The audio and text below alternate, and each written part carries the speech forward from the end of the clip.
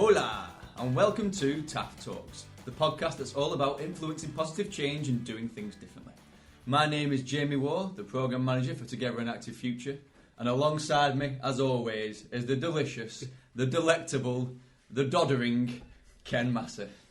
Hello everyone, welcome. I tell you what, these introductions are just getting more and more. I think doddering might be fair. I don't know what delicious means particularly, but very good. In my eyes, mate, you'll always be delicious. Good. Shall I tell us what we're doing today? Yes, please, get us on from this topic quickly. So today we're talking all about partnerships, and I think over the last few years probably we've talked more and more about partnerships, and they're really important and everyone should be working on partnerships, but we're gonna test that premise today and talk about partnerships. Are they important? What's the right way to do it? And a bit about how you might go about forming partnerships should you decide that's the right thing to do. And we've got a guest who knows everything. Everything there is to know about partnerships. About doddering. So we'd like to welcome Mark Stephenson, the Relationship Manager at Active Lancashire. Self-confessed jack of all trades, but we know he's an expert climber, wheelchair basketball and many, many other things. But today, if nothing else, we're hoping to find Mark's calling in life and hoping to discover who he really is. So, welcome Mark, thanks for being with us. No, thanks for having me. Thanks.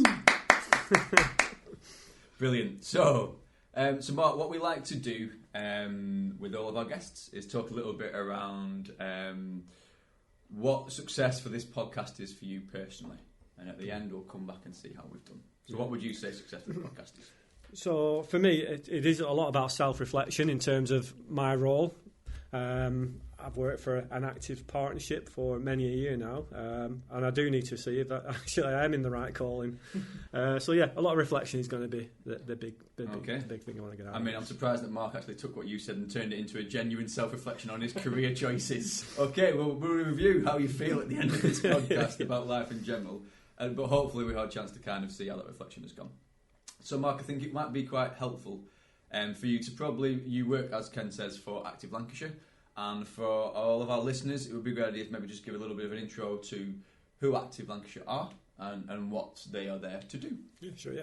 So Active Lancashire, we're a charity funded by Sport England and other funders as well, but our main role is literally to work in partnership with our key stakeholders across Lancashire to try and get more people from doing nothing to doing something in terms of physical activity and sport. Very much I've adapted over the past few years from a sport background in terms of working with national governing bodies, more to just getting people physically active, and obviously sell and celebrate the benefits of being physically active and what that can do for that individual in terms of being happier in their life, really. The way we do that is we do that through a partnership approach, and it's very much around working with other people and influencing other people and organisations to make sure that sport and physical activity is at the forefront of their mind when they're developing offers and working with individuals from our most deprived communities. That's a big focus of ours as well, really. Like I say, we're not a delivery organisation.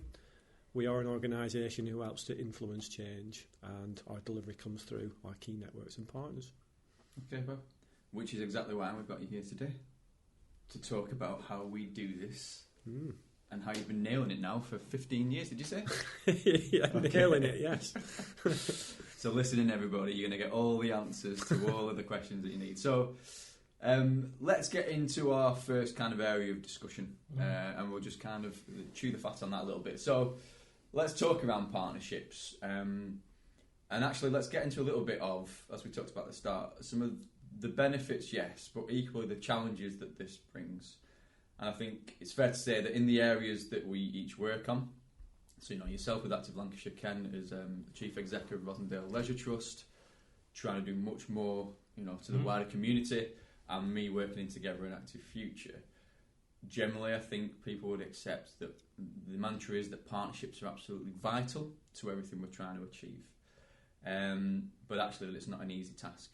So let's talk a little bit around the reality of, are partnerships absolutely vital to what we want to achieve? Let's debate that point and prove if it's right or otherwise, and talk around the challenges as well. So Ken, what do you think as a starter? I mean, I think it's a really interesting topic, and I've been thinking a lot over the last couple of weeks around just that the reality of the effectiveness of partnerships and what would make an effective partnership. I think we've been doing a lot of work through Together in Active Future to try and form effective partnerships and make a difference to the way that the system works, and system being all those different organisations that have an influence on people's lives in Pennine, Lancashire. I mean, one of the things for me is, working at Rossendale Leisure Trust, we're doing loads of partnership work, or trying to do lots of partnership work with other organisations and different sectors.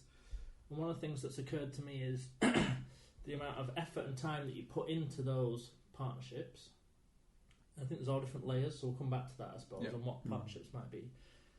But starting to realise there's also a distraction factor in terms of you spend all this time doing that. What would happen if actually you didn't do that and you just focused on the core work of my charitable organisation and the difference we could make on people's lives if we were super focused on just delivering core business, if you like, versus all these chasing shadows of partnerships is what it sometimes feels like, and you're often meeting people and doing all this different stuff. Which is most effective? And so that's just one thing that's been on my mind as to, what route should you go down, or is it a bit of both? And so I suppose there's just a few different angles, and I have no idea where. As we sit here now, I don't really know what I think. So I'm hoping Mark's going to tell me what's the right thing to think about. So I think the interesting bit potentially for you can bring the kind of the counterbalance to this a little bit, because Mark's role is almost exclusively about that bringing kind of partnerships together. Yeah. And Together and Active, because it's not a delivery partner, as you talked about, and Together and Active Future in exactly the same way isn't about delivery. Yeah. So it's reliant on people wanting to do things potentially to take it forward, as opposed to you do work for an organisation that has a vision for that organisation, that has things it wants to achieve that could potentially be achieved by you as an organisation. Potentially. I'll explain once I've decided what my actual view is at the end of the podcast. I'll take a minute to share it. So let's get a little bit into. I think you mentioned something there that talked a little bit around what effective partnerships. Yeah. So let's pause the what should Rossendale Leisure Trust do. Yeah. So there's two. This feels like a big podcast. We're going to decide what Mark's career path should actually be going forwards, and we're going to decide the future of Rossendale Leisure Trust's overall strategy and importance in the community and how it approaches that. This is fundamentally really. And as a knock-on effect, the whole future course of Europe. Forget Brexit. Yeah. This is where it's at. Okay, so I think a little bit. We did something recently that Ken, you were kind of key in leading in a creative session that was all about talking about the key facets of effective partnerships. Yeah. So I thought maybe it might be quickly worthwhile just touching on some of those. But what we didn't do is talk about the challenges of doing it. So maybe let's explore some of the kind of the things that came out with these kind of things and debate whether or not we agree with these points that came from other people about effective partnerships, if that makes sense. Well, perhaps before we even go into what some other people said, just from your perspective, Mark, what are some of the things that you think make up a effective partnership? You'll have seen lots. What are some of the key ingredients, if you like? I think even with partnerships, they've adapted so much in terms of our role as Active Lancashire over the last sort of 5 years as well. So we've gone from quite nice, simplistic partnerships where you've got a lot of like-minded people in the same sector, all working together for a shared goal. And that, they were the nice, easy days, so to speak, of Active Lancashire or Lancashire Sport back then. But what's happened is that obviously there's been a big shift over the past 3 or 4 years with Active Lancashire and with the partnerships in general across Lancashire around this more complex system approach to partnerships, which is very, very difficult because you've got so many people who are so adamant on their issues are the strongest and that's what they need to focus on. Because we're trying to work in partnership, we're working with people such as housing associations, the DWP, all these different organisations who have got very sort of niche outcomes that they need to achieve. And we're going in there saying, isn't it great working in partnership? And by the way, sport and physical activity is the most important thing because that's going to sort out all your issues and all your problems, really. So it's really difficult to go to, one, develop them complex partnerships that haven't been developed or haven't started, and then two, get your point across in terms of what you're trying to get out of that partnership as well and bring them along for the ride. So a lot of the stuff that we do in terms of that partnership it's a very difficult sort of tack to have, really. So in terms of how you develop that partnership. Obviously, that shared vision is the key element to it, and that starting point. But you do need absolute clear goal, clear line in what you're trying to achieve with it as well, because you're going to get partners dropping out, partners coming in along the way. The biggest issue for us is obviously a lot of partners are looking for a transactional partnership where it's about funding and about money, and we just need to get away from that in terms of how we're developing these collaborations as we go forward, really, because it's not about the money. It shouldn't be about the money. And if you start at that point, you'll get the people who are there for that transactional purpose dropping out, and you're just left with the people who really want to make that difference and really want to change as well. So it's very difficult in terms of developing partnerships. But again, you're developing that partnership, you've got to be able to be reflective and say, actually, is this working? Are we just doing this for the sake of doing it because it's what our title says we should be doing? So I think there's a couple of things you said there that I'm going to draw out based on some of the other things that other people we've asked this question have identified. So firstly, and this is one I like to kind of debate a little bit, and some of it's about language. So when people say develop a shared vision, I struggle with that a little bit because of the notion of what a vision is. Because actually, if you're talking about being around the table with potentially 8 or 10 different organisations, each organisation has their own vision. So actually, you're never really going to get a shared vision in that kind of regard. You know, as in but what you did talk about is developing a clear thing of what you're trying to achieve. And I think that's probably better language with a real purpose that you're all trying to get to. I think is better language than is used in let's create a shared vision. Yeah. Because a vision is usually an organisational thing that's founded on kind of mission statements and, you know, what you're trying to do. And actually, they've all got their own visions. But actually, is there a purpose that everybody here with their differing visions would all agree we could achieve together? So, and that's more of a language thing. Because I think that thing I've described, and correct me if I'm wrong, is more what people mean when they say a shared vision.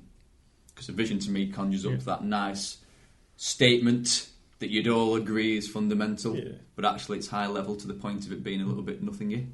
I think, I agree.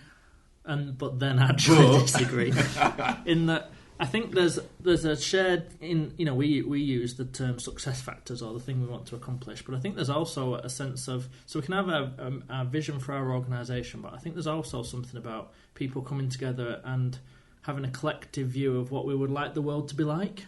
Yeah, so we would like Rossendale, as one example, to be a more active, healthier place where generally it was easier for people to live a happy and healthy lifestyle. And it's kind of broad, and then that's not very helpful. But I think you can have this kind of shared view of what we would like the world to be like. But then for the partnership to be effective, I totally agree with you in the sense that you need to have a really clear view of what you're trying to achieve together. And maybe when we're talking about two slightly different things, though, because to me what that sounded a little bit like was you describing a vision of a place. Yeah. Of this is what we want Rossendale to be. Well, that's great, but are you talking about a partnership that's bringing together, all the people within a place, or are we talking about a partnership that's about a very specific purpose of what we're trying to achieve? And I think that's it. But it's to have that absolute purpose, very simplistic purpose of what you're trying to achieve as a partnership, because otherwise, the danger is if it's looking at something grand, such as our vision for a happier Rossendale, it quickly becomes a talking shop, and it quickly becomes as a group of people just telling each other what they're doing. So, but if you go in there in terms of, as part of that, there's a strand there around a happier Rossendale would be a more economically active workforce. You're developing a partnership based on that strand, really. And that purpose is actually, which partnerships do we need to make sure that we've got a happier or a more economically active workforce? And that's where you can work in identifying them specific sectors, and then you start to influence them to work together. Because, again, as a complex thing of working with someone who's unemployed, there's all sorts of barriers that they're coming to face, and there's also all sorts of touch points that they're working with different agencies and organisations. If you can get into each of them and say, actually, combined together, we've got this brilliant offer which is going to turn their life around, that contributes to the vision of a healthy life. That's how you do it, and it needs to be relatively small and relatively focused, the partnerships. Otherwise, I mean, we've seen examples of, in the past, sport and physical activity alliances these spa networks across wide Lancashire. These were supposed to be developed as partnerships. They quickly turned into a talking shop, didn't they, really? Because they didn't have a specific focus. They had this very generic idea of sport and physical activity, and it turned into an updates session. If that was split down into key things they wanted to do, they'd have a lot more success, and that would have been sustainable. The good thing about that network is that they agreed it come to a natural end as well. So again, partnerships coming to a natural end, and identifying that and agreeing that is very, very important. So I think, hold that thought, because I think that's one thing we're going to come to a little bit of the flexibility of kind of partnerships. I think perhaps what we've just started describing there is different layers of partnerships. So I think what you described might be the overall, what you might call, certainly in Penn and Lancashire, the health and wellbeing partnership, where you've got people who are there to represent the health and wellbeing of that population, which by its nature tends to include schools and GPs and things, everyone. Yeah. And there's loads of value in that because all them people care passionately about that. The challenge of trying to do something at that level, as you guys both said, is, but there's 15 agendas around that table, and they're all massively important. But you can't deliver anything at that level because there isn't time to dedicate to any one of those big challenges that you're trying to address together. So generally what will happen, and I think has happened in some degree to the physical activity thing we're working on in Pennine, is sometimes a health and wellbeing partnership would say, that's great and we agree it's important, we think we need to create a next thing down that can just focus on this. And that's when, to me, it becomes far easier to say, now we can focus on the partners who have, come back to your point earlier, we would all generally be working in the same kind of area, all generally want to achieve the same type of thing together, and can dedicate sessions and discussions about that topic and not worry about also covering the bigger picture stuff. I think it's at that level potentially where it can become less of a, and I know talking shop's a little bit of a kind of a rude term because there's important debates to be had at these various levels. Yeah. But actually for me, fundamentally, one of the things that I've learnt more and more, particularly working through the NHS, is I look at most agendas for most things and I'm just like, that can't achieve anything meaningful to move this forwards because it's an hour and a half long meeting, it's got 15 agenda items. All you can do is give an update. And actually, let's use people's brains around the table to work out how you progress some stuff. So sometimes be brave and create something different that can own a thing, or be brave and change your agenda to be about one thing you've all agreed is the most important thing and nail that to move it forwards a little bit. So I think we've covered a couple of things there that I think are really important just to try and get some clarity in my mind. So we've talked about having the right layer of people, focusing on a narrow enough thing that you can actually make direction on it, and having a shared sense of what the success will look like, what the outcome would be.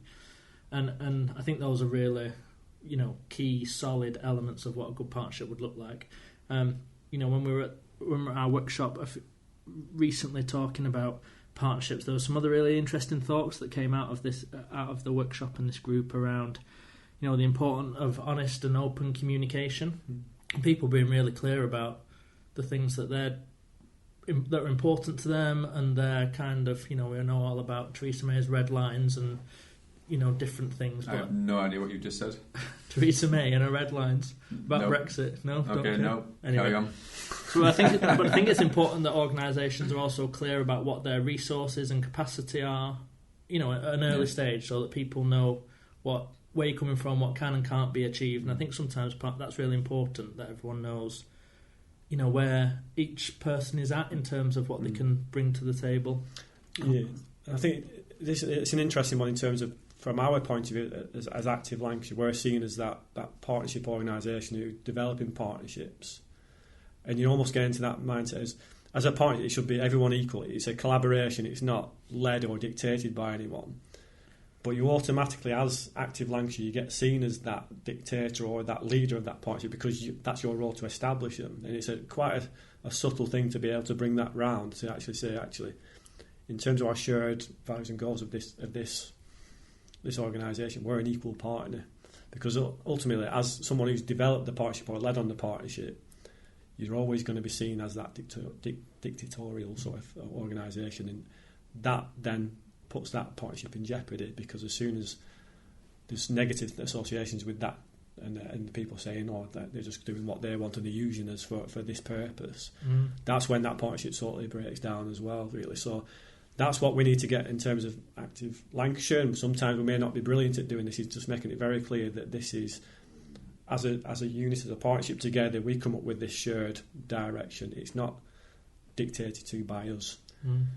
And it's a difficult one to get that balance, because otherwise the other element of that is, if you don't have that person pushing it and dictating to a certain extent, it may not go anywhere, because everyone's too busy thinking, oh, we're all in this together, and there's no leadership there.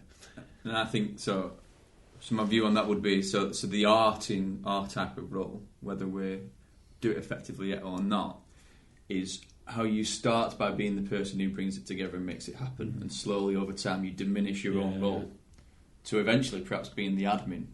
Do you know what I mean? Who makes sure that people still come together and they know where they're coming to do, and they know that last time this is the thing they wanted to do.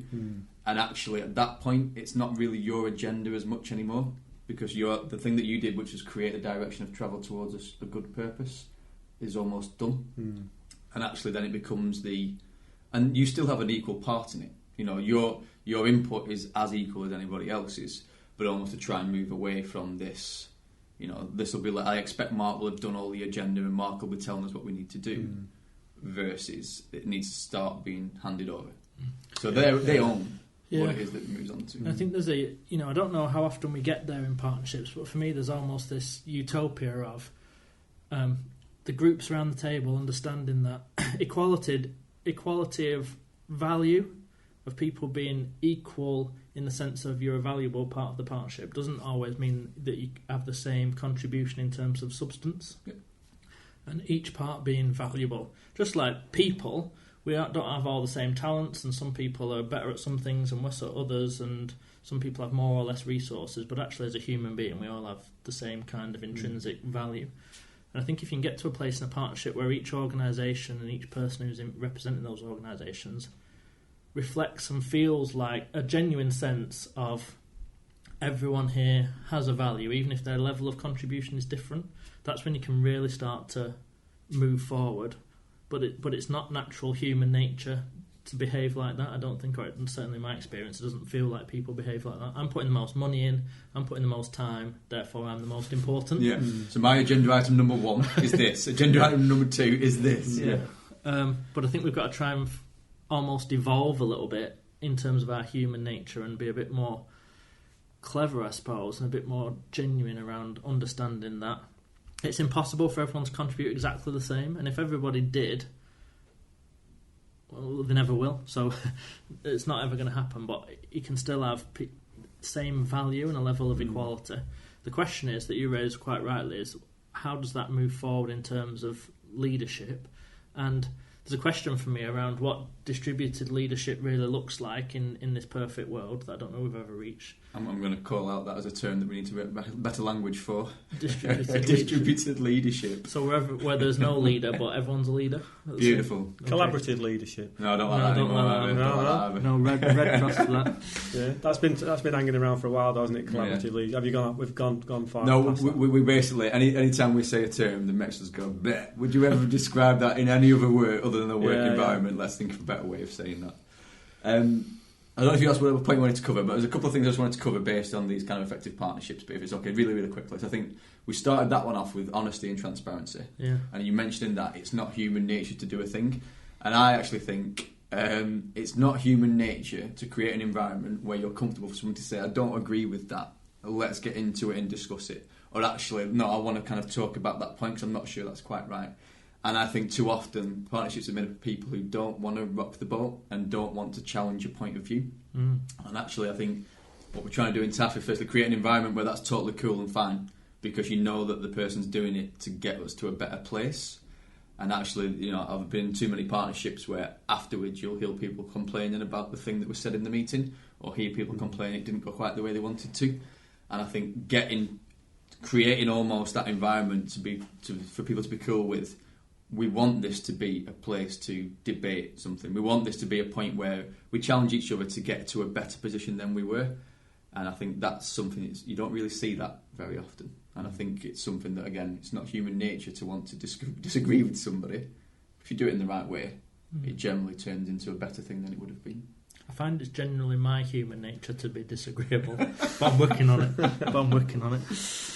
And I think one more thing that came out of the kind of the workshop that you mentioned, Ken, I think is, and we'll do you want to touch on it quite quickly, is the enthusiasm and passion.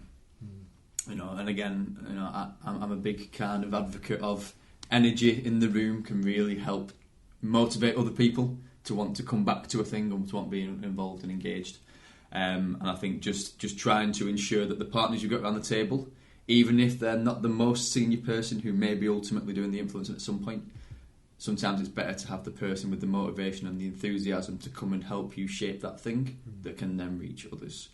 Because we all know there's some meetings that you might go to and you'll be like, oh, I hate this meeting.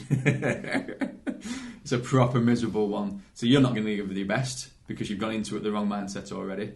So I think there's something about ensuring that partnership, as much as possible, has some real energy in it.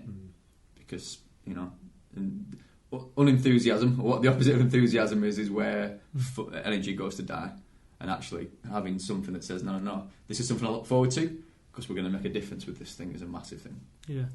I think what's worth saying before we move on is you know, if we can get these partnerships right, actually surely the impact of a collective group of organisations and people working in towards a common objective must have more reach and power and capacity than any single person or organisation working individually. So I don't think we've quite articulated that surely if we got partnerships right with some of these features and the right level of balance and motivation and with the right shared objectives at the right level, that must be a good thing, right? It must be a good thing when we're to tackle the big issues. You know, I remember a story, we had an experience at church once where we were talking about how to move this grand piano down 2 steps from where it was on the stage down to just in front of the stage so the choir could get on. And this is going somewhere. Looking at me like, what the hell are you talking Hurry about? up, mate, because I'm getting bored already. And we debated for ages how to move this piano, this grand piano, and then one guy just said, why don't we all just stand close together and lift where we stand? And if we all just lift a little bit, we can move it. Fairly simple concept, but I like this idea that, you know, if people get close together in terms of these relationships and then just lift with whatever strength they've got, everyone's a bit different strength to each other, but you can make a big difference on a big problem. So you're basically saying every partnership just uses basic common sense. Yeah. Fantastic. That sounds good. Should have opened with that. Yeah. I could have moved on. Could have saved half an hour, and we're gonna move on. So we are, but I'm gonna just I think one kind of point on that a little bit, which I've just forgotten my train of thought now after that piano thing. Yeah, I'm not sure what that was really. Yeah, no, it was beautiful. Thank So you. it got Mark to then talk about just common sense in partnerships would be an awesome thing to have. Yeah. I think the one thing I was going to talk about is we talked about, you know, is it better at the start of this for an organisation to be more selfish to do their thing, or maybe think about the greater good? And I think in the short term, it would probably be an awful lot easier and you'd achieve a lot more if you focused on what your organisation needs to do.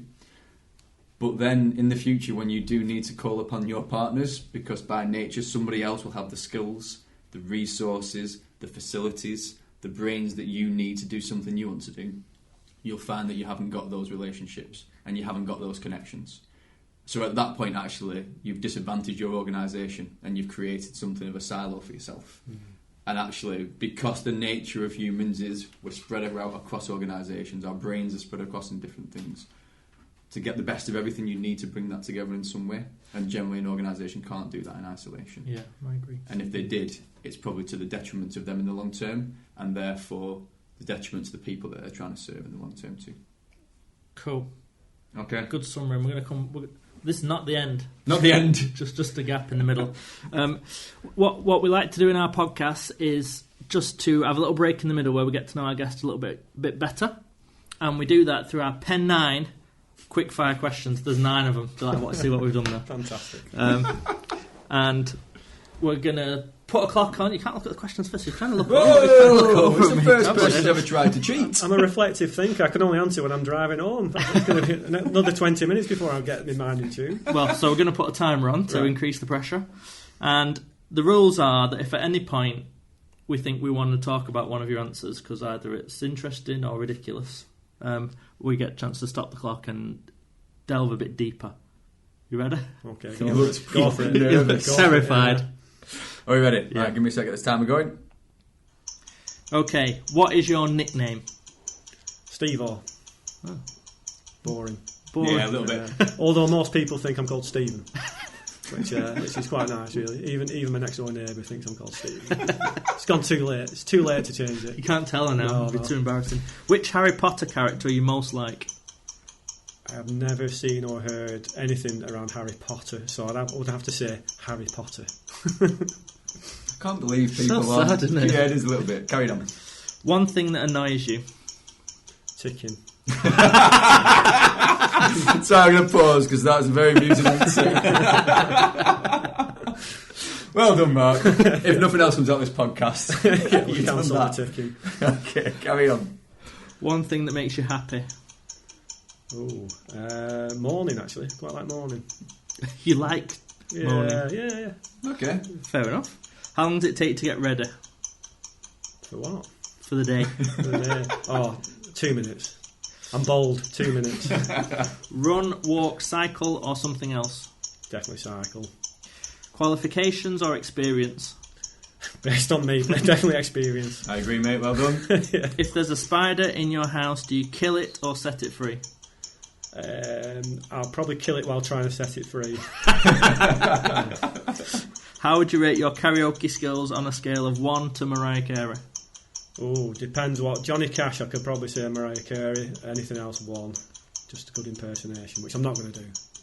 I think Little bit, you little could. bit. No. Okay, I can't do okay. that. I can't do that. We'll keep the timer on for the extra bonus question, which we're never Okay. allowed to ask. We're not allowed. Our producer says we can't ask this question, and when I say producer, that sounds really cool, doesn't it? Alison, who's much more than a producer of a podcast. Jamie or Ken?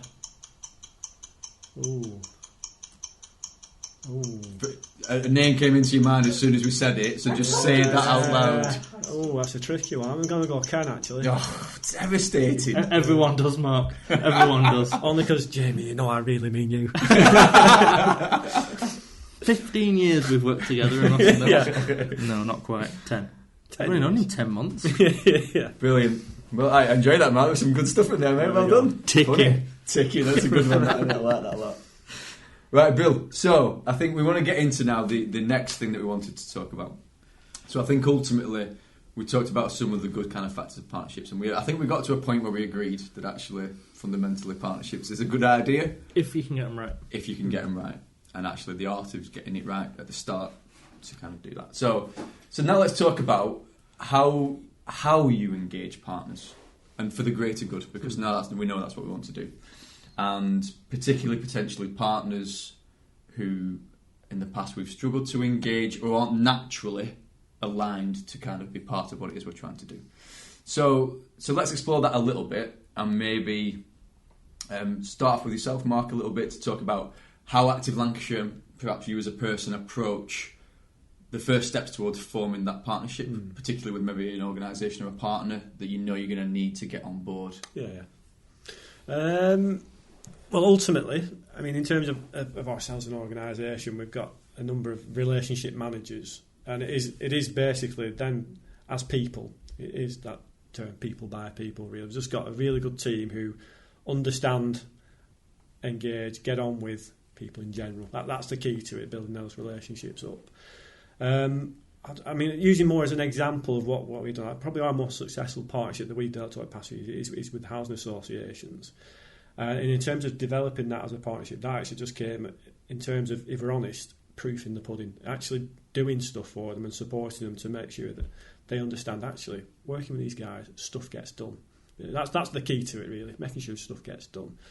So we work with housing associations just on a small scale in terms of delivering some provision to support their issues around antisocial behaviour. And that started the ball rolling in terms of they could trust us, and they actually saw quality in terms of how we supported them.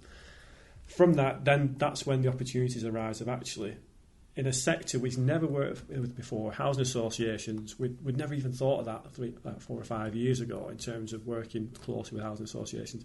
And reflecting back, it just makes total sense in terms of we work with organisations with then touch points and access to people in disadvantaged communities, people who won't be necessarily doing stuff in terms of physical activity and sport, really. So they're an obvious sort of choice for us in terms of how do we work closely with them. In terms of developing that large scale across Lancashire, getting over a dozen housing associations to work together, it took a lot of work in terms of understanding what their needs are, in terms of working with their local communities, working with people who live in their houses and their housing stock, to understand the needs or the issues they're having with them, and seeing whether utilising our role in terms of really showcasing sport physical activity, we can influence or change or make better what they're doing to support their residents. Because we all know sport physical activity has a massive role to play in anything, really, in terms of getting people socially active, communicating better together, building trust, all them sort of things. So it was literally in terms of that, how can we support them in terms of that? They have issues around their residents in terms of employability skills and developing social skills to really make sure that they've got a happy residence, which has them wider associations with a better and happier community as well, really. Looking at them bigger vision things, in terms of your local area visions, really. So we quickly identified what their main priorities are. Then it was about how can we influence them in terms of supporting for our needs. So again, a partnership is around shared needs and shared goals. And that's where we can really sell the benefits of what we're trying to do, because it has so many positive influences on their issues and their network as well. So that's how we do it, really. It's really about making sure that they understand that we're a quality organisation, finding them common goals, bringing them together to actually find a shared plan in terms of how we support and how we engage them individuals and them individuals within their housing as well, really. Now that has led to, in terms of the housing association across Lancashire, they've never done anything like that before. They've always worked, like you've said, Ken, singly, looking at their own sort of issues, looking at their own sort of plan to really support their own individual sort of housing association residents. What this has done is actually brought together and galvanised a partnership, and they do actually say we've never worked like this before. This is brilliant, and this is going to be long lasting. This isn't just a project-based partnership. This is us learning from each other, understanding from each other, opening doors for each other in terms of how we support on a large scale, really. Now that in turn has brought in a lot of investment and resource to support individuals, and has had a massive impact on wide-ranging things from health, well-being, economy, employment, etc. In turn, that's opened future doors and further doors as well to really sort of put that offer out there even wider. So it builds up slowly, prove your worth, get them together to try and identify them shared goals and how we can work together, build them opportunities up, but make sure that it is delivered and directed by them as a whole group as well. There was an element of our leadership in there in terms of giving them direction and focus, but as soon as, like you said, that gradual step away, so they've got very, very good senior people there who can really drive things as well. They helped us drive it, and we kind of stepped back in terms of that, so it's driven by the group. However, we still make sure that sport physical activity is still at the core of what we do with them as well. So there's an element of leadership within that element of the plan we've got with them, but obviously they're taking ownership in terms of the other areas of work as well, really. So that's an example of where we've had that really strong impact, and it's probably, like I said, the most important partnership we've developed over the past 5 years, really, and that is having a massive impact on the individuals, which is the ultimate aim. So I'm always keen to kind of explore and test out an idea of, to me, fundamentally, are your relationship managers at Active Lancashire recruited on the basis of the person and the personality, as opposed to, because for me, in that example, is not having the right people at the start of that thing, for me, means the partnership almost never happens. Or maybe that's not right. Maybe having the selling points to that old partnership almost doesn't matter on the kind of the nature of the person involved with it. I think the key element, again, we're not necessarily recruited based on our personality, but the way that started, that housing association relation started, was literally a very good person who people could relate to, could understand, led a piece of work with them. So they're like, I can work with it. Any problems, he will sort them out for me. So Active Lancs picked the person specifically on, that's our person to get this thing up and running? Yeah. Because they have the right balance of building that skills, knowledge, ability to give and take, and that kind of thing. Exactly, yeah. And that is absolutely key, no matter what we do, because like I said, it is people by people. That is the essence of what our relationship manager role is making sure that we're working with people, we understand, we get along with them, because otherwise, then negative associations with someone you don't personally get along with, that just puts a big spanner in the work of anything you're trying to do together, really. And that's why I picked Ken over yourself in that first one. No, I'm joking. Trying to butter me up for something. Yeah. Don't know what yet, but he's going to ask me to because do you've been something. sat there sulking since you told me that it was really me he likes best. I don't Yeah. I think there's some really interesting points in there. I mean, I love this idea of starting small and building trust. Really effective long-term partnerships don't start with, actually, let's bring together DWP and the council and the NHS with our first project to change the whole world. Yeah. But it starts with a small thing where because you work together, you build not only trust in each other, but also trust in the idea that you're better together, and confidence in it. I think that was really interesting and really important. And then you also talked about this idea of understanding each other's needs. So understanding what they need, understand what we need, and then how do those two things, what would link those two things together? So they wanted happier people in their houses, you wanted more active people, and actually those two things can influence each other and be connected. And you don't do that in isolation. And sit there with them and be honest and open about the thing that we need and the thing that you need, because then we can sit here and design a way of getting both of those things. Yeah, exactly. And again, like you said, it doesn't happen overnight. That process took 4 years just to get from that first touch point to actually something we're very proud of in terms of a programme that's happening right across Lancashire. Just to get that point, it's a 4-year process. So partnerships is a long-term commitment in terms of that as well. And I think applying that to Together an Active Future and the licence that Sport England are giving us at the moment to try and kind of push things to be different and be better than they are. And I think, this was originally identified as a 4-year kind of, project. And actually, the first couple of years are just kind of, getting to a place where you want to be.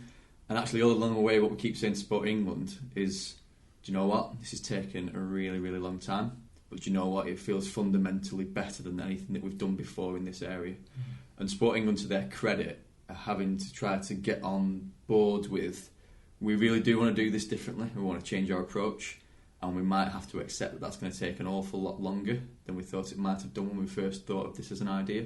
So the same thing for us with the partnership we've got with DWP, that at the moment is going from strength to strength and has already taken a long time to get there, and started in the same way with just testing out one little different type of engagement with a customer, and how did that go, which is now becoming something much bigger. But ultimately, it's an investment of years and years and years to see the benefits of this. And I think at the moment what we're doing is sometimes testing Sport England's appetite, whether that's really the kind of the path they want to go down.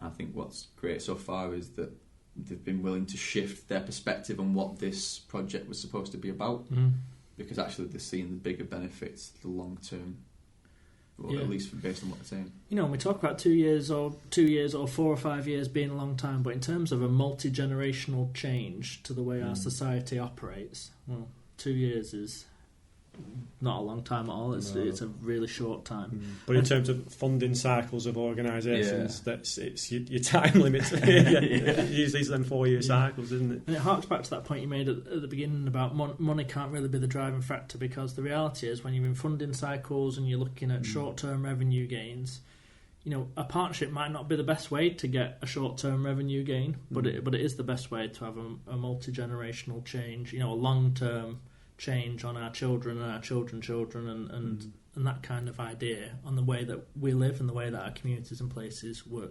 That's what partnerships, I think, can help you to accomplish. Not necessarily, I'm 10 grand short this year of my budget, who can I work with to find 10 grand? That's not really the thing. I think time is really important. Another example that sticks out to me is in East Lancashire we've got this active network of leisure trusts working together, where originally it was about this: if we let members share each other's facilities, so I'm a member in Rossendale, which means I can also go to Hyndburn Leisure Centre or to Burnley or whatever. That was about short term, can we sell more memberships based on this idea, short term gain. But we tested it and it kind of worked and we enjoyed working together, and since then all kinds of different projects, single contracts for physical activity and GP referral type programs, shared marketing initiatives, all kinds of things we've done together since. But it's taken us, some of the conversations that we have now, with the different chief executives across the 4 Leisure Trusts meeting every month, That's not where we were 8 years ago. 8 years ago it was, can we just make a bit more money if we just share memberships?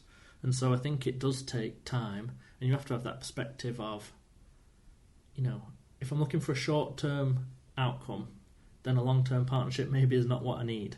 But if I want to change the way the world looks, then a long-term partnerships are going to be essential to that. And there's an interesting thing I just thought of there when you talked about, that initial thing might have been the reason it's a bit kind of cash, but actually sometimes as kind of partners in the role that we've got, sometimes it's, well, if for this person this is the short-term benefit of being maybe a bit of revenue, maybe that's okay. Yeah. Because actually we think maybe we're going to get them to a different place in 1, 2, 3 or 4 years' time. Yeah. And actually let's accept that people do have to manage pressures and deal with pressures. And actually, but sometimes it's okay to just swallow that a little bit and think, well, do you know what? That's fine, because I'd rather you around the table, and I think you'll be able to get you to a better place in 2 or 3 years' time, and you can help us with that as well.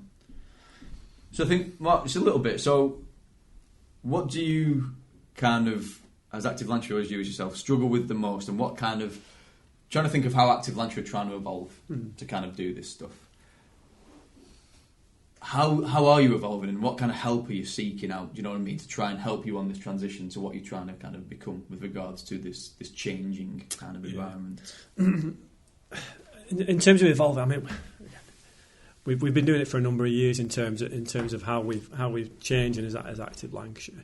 Like I said, we're a lot more now seeking out these non-traditional partners and looking in very different sectors what we did a number of years ago, and we've got to, because in terms of investment into sport and physical activity, it's not there. We've got a fantastic opportunity around the local delivery pilot, but in general, there's not a lot of wider investment in there to focus on sport and physical activity. So we've got to work smarter in terms of how we get a resource to be able to make a difference and really sort of engage and get people physically active.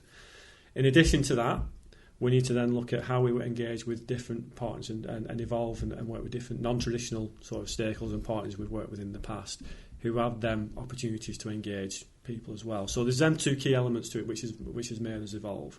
And that's why we're working with people like housing associations, we're working with people like the local economic partnerships, we're working with the DWP. Go back 4 or 5 years, then partners would have been, we're working with Lancashire Football Association, working with England Handball, very much national governing body around sport and activity that way, really. So we have been evolving in terms of how we develop alternative partnerships, because what we're seeing now is the sport and physical activity is that little hook, that nugget that can really have benefit for very, very wide outcomes for Lancashire around economy, around health, around jobs as well, really. So that's how we're evolving. We're getting into them sort of arenas, really. Some of our traditional partners may see that as a challenge because they'll be seeing what they're doing going into that space. But in terms of really making a difference to population scale in Lancashire, we've got to do that. And if no one else is doing it, the beauty of someone like Active Lancashire, we've got the independence and freedom to be able to do that on behalf of the sector of sport and physical activity. But what we need to do is make sure we bring along them partners along with that ride as well, really, to be honest with you. So that's how we've evolved. And that's some of the areas in terms of actually it's a good position for Active Lancashire to be in, because we can do that on behalf of people who wouldn't be able to do that because they don't have the mandate to do that. In the way you describe it, it's almost like a place of luxury, really, isn't it? You're there to not necessarily deliver a thing, you're there to not necessarily do some of the things that individual organisations have to do. As long as we keep to our core, and again, our core is, again, working with Sport England, it is about sport and physical activity. And as long as we don't move away from that, and that's our selling point, that's our unique selling point within them wider arenas, we just need to make sure that is still our core and driving force. Because you're working with people with, in terms of that, it's always seen as in terms of sport, it's always seen as that luxury offer, really. And then if you go into arenas such as working with around employment and things, there are key economic outcomes which are far greater, higher importance in terms of getting people active in certain people's eyes, really. We've got to really stand strong and say, actually, sport and physical activity is going to help do that and help do that in the long term and really support people in terms of a happier lifestyle, which is going to then benefit them from being socially active, community-based, engaged as well, really. So it's a tricky one, and we're fighting against very big issues, really. So it's something that we need to keep strong and really, we don't want to change focus in terms of as an organisation. We need to keep that as that core golden thread line through, really. I think it's a really good thought in terms of no matter what you're doing in all this work, in terms of partnerships and where they may take you, and sometimes you go in unknown paths where you've never been before, and that's great. But actually staying true to your own personal principles and beliefs, as well as what your organisation stands for, and not just chasing. I think I said chasing shadows before, and not quite knowing where you're going. I think that's really important to kind of stay rooted in what matters. What do you believe in? I'm not quite sure. What's this meeting about? Yes, I believe in that. Is there any money involved in that? Yeah, I believe whatever you pay me to believe. Well, again, I'm in a meeting with Claire the other week, and it was a discussion around TaAF and its investment, and she was very clear, actually, if it doesn't fit in with our values and what it's not something for us. And it was brilliant the way that's put across. Stay firm to your values as an organisation. And if people don't like that, it's not for them as developing that partnership. Really. That is the key for us, and that's what we need to be really sure that we are strong about, really. And it's a difficult one because we are, in terms of that luxury of that freedom, it could be very easy to divert from that, but we just need to stay strong. So I think, Ken, you did such a nice job of summarising the first kind of bit. So thinking of the key points we've said there about how you engage partners. And kind of, what do you reckon? You catch some notes there? I did. You can summarise it for people. I did. I think we talked about starting small and building trust and testing things out. We talked about understanding people's needs and then finding the way that those connect. We talked about making sure the whole group is involved in establishing the direction of travel. We talked about being patient and giving it time, so thinking about the bigger picture. And we talked about almost thinking and feeling what the long-term ambition is, but then working on the detail in small bite-sized chunks. And I think those are some really good thoughts around how to build effective partnerships. And then most importantly, we talked about, perhaps most importantly actually, talking about finding the right people to enter into a partnership. And that might be the chief executive, it might be anyone else in the organisation at whatever level. Whoever we think is going to be the right person to be involved in that partnership is the right person, because it's really people. Mark said a few times, people by people. No matter how aligned the organisations are, if we don't get along, then it's not going to work. And I think that's a really important part to know as well. Don't know if that was a good summary. I think it was. 10 out of 10. Well done, Ken. Okay, so I think there was a couple of really big things that we stated at the start of this podcast. So a little bit of success factors, but also a little bit around Ken and the future of the people of Rossendale. So let's start with Ken and the future of the people of Rossendale. So Ken, based on this podcast, where at the start you were undecided, unclear, whether or not for Rossendale Leisure Trust, partnerships was the right way to go.